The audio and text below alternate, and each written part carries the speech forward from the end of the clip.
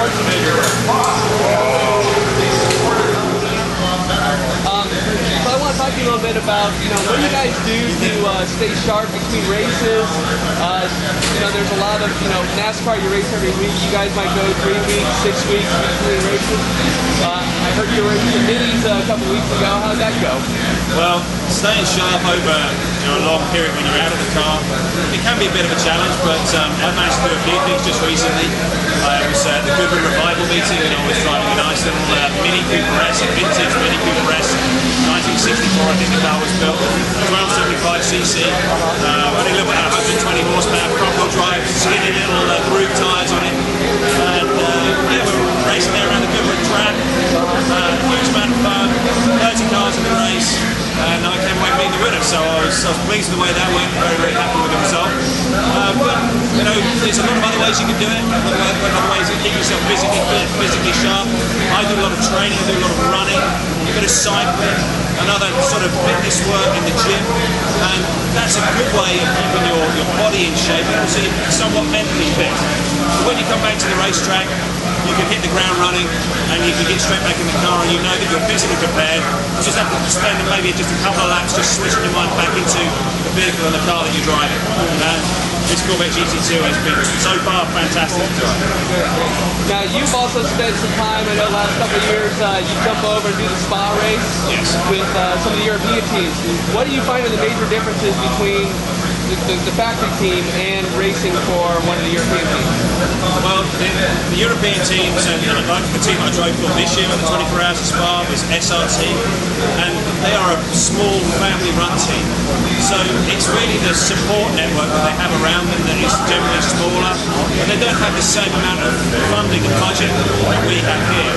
So, maybe you're not going to have quite as many sets of tyres, or maybe there's certain things that in terms of support, engineering support that you would have here, where you can come back after a session, download all the data, really go through it, look at it, examine it, study it, talk it through with your engineer, and then they're going to suggest some setup changes to make the car better for the next session or for the race.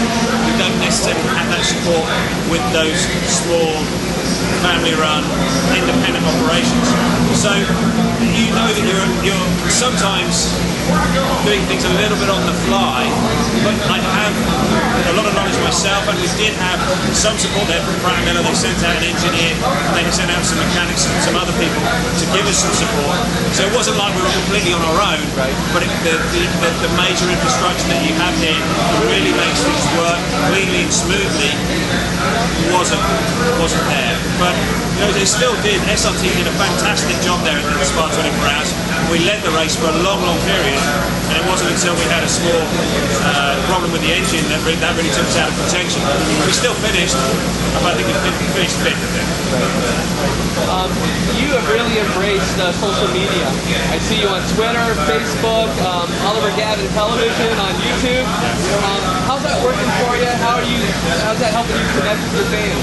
Well, I seem to have had some very good feedback with it. I'm just trying to give people a bit of an insight exactly what happens with my job and what's happening with the race team and what's happening with this new race car. I saw it as a great way of really having a bit of a push with the new GT2 car.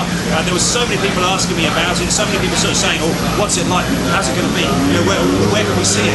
What's happening next? And so I thought, well, this is a good way of just keeping people up to date. And so I started doing the Facebook stuff, I started doing the OGTV, both on my website and on YouTube, and I've had great feedback. So yeah, it's a little bit hit and miss sometimes.